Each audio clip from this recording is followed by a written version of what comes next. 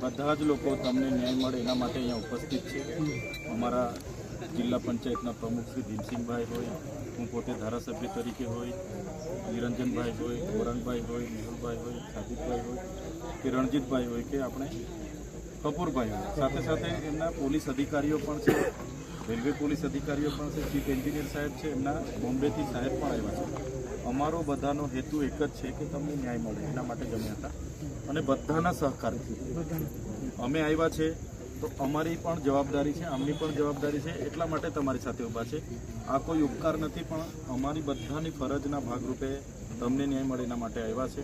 જે પણ દુઃખદ ઘટના ઘટી એનાથી બધાને દુઃખ છે, પણ એનું તમારા પરિવાર પર જે દુઃખ આવી પડ્યું છે એમાં તમને એક રાહત પેટે અમે તમારા જે યુવાનો 22-25 વર્ષના આપણી વચ્ચે નથી રહ્યા એની કિંમત પૈસાથી નથી કરતા।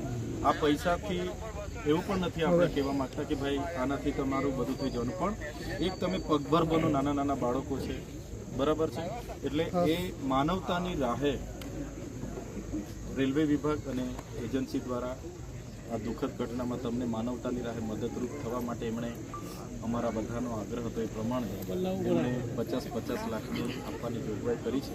એમાં આજે જે પ્રકારે ગૌરાંગભાઈએ કીધું કે હમણાં 15 તમને રોકડા આપી દેશે, બીજા તમારા 12.5 તમારા ખાતામાં બે ખાતામાં 625 નાખે। એમાં બે ખાતા તો એક તો ડામર લલિતભાઈ છે, એમના ખાતામાં 625 હમણાં જમા થઈ ગયા છે, પરમાર સરગરભાઈ છે, એમના ખાતામાં 625 જમા થઈ ગયા છે, મેડા પાર્વતીબેન છે, એમના ખાતામાં 625 જમા થયા છે, અને બીજું જે એક ખાતું આપ્યું છે શું નામ છે, બાબુભાઈ બીજામાં પ્રોસેસ ચાલે છે, એ બી હમણાં જમા થઈ જશે।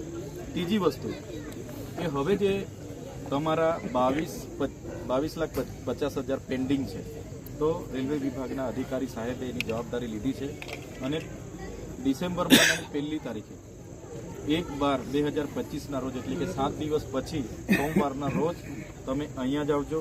અમારા આગેવાનોના પણ નંબરો તમને લખી આપ્યા છે, ત્યાંથી નીકળો એટલે આગેવાનોને સંપર્ક કરી લેજો અને સાહેબના હસ્તે તે જ દિવસે અહીંયા આગેવાનો બેસી એ પણ તમને મળી જાય એવો અમારો બધાનો પ્રયાસ છે। બીજું કે આ પરિવાર માટે છે, એટલે ખાસ તમને વિનંતી કરું છું કે પરિવારના બાળકો જે તમારા નાના આજે 1-1 વર્ષના બાળકો છે એમના ભવિષ્યને ધ્યાને રાખીને આનો ઉપયોગ કરજો। એવું નહીં કે આનો પછી ગેર જગ્યા ઉપયોગ થયો નહીં, પરિવાર માટે નાના બાળકો માટે ભવિષ્ય માટે ઉપયોગ કરજો, બરાબર છે। તો બધા જ લોકો અહીંયા ઉપસ્થિત થયા છે, બધાની તમારી સાથે સંવેદનાઓ છે અને અહીંથી લખાણ પણ આપણે પાકું કરી લીધું છે, જે પેમેન્ટનો વ્યવહાર હતો તે પણ હમણાં પતવા આવ્યો છે। ત્યારે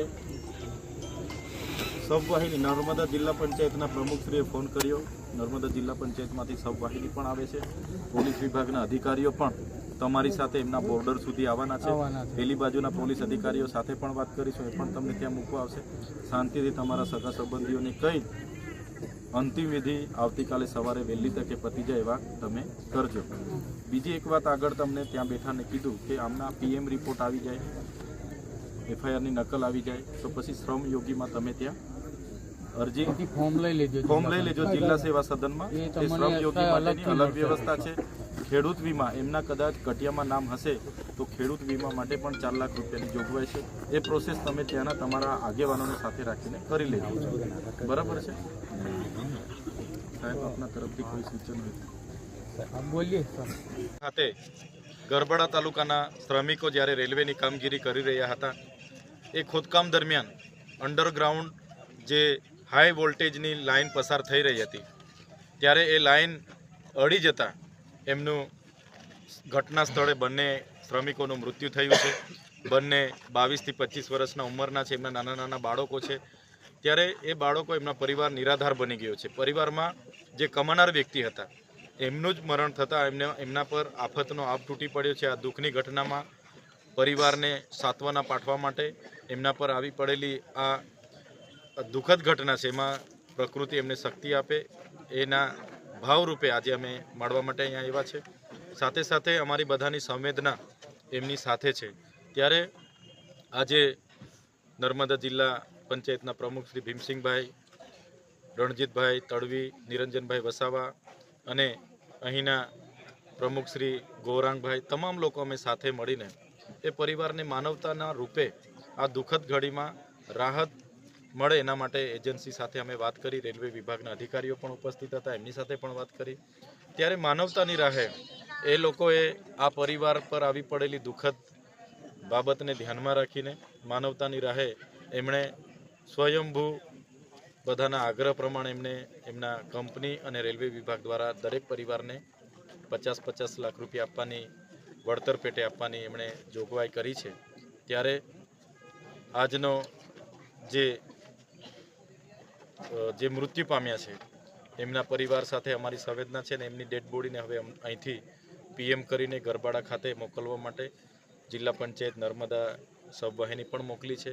ત્યારે એમને આજે ત્યાં અંતિમ ક્રિયા માટે અહીંથી હવે રવાના થશે.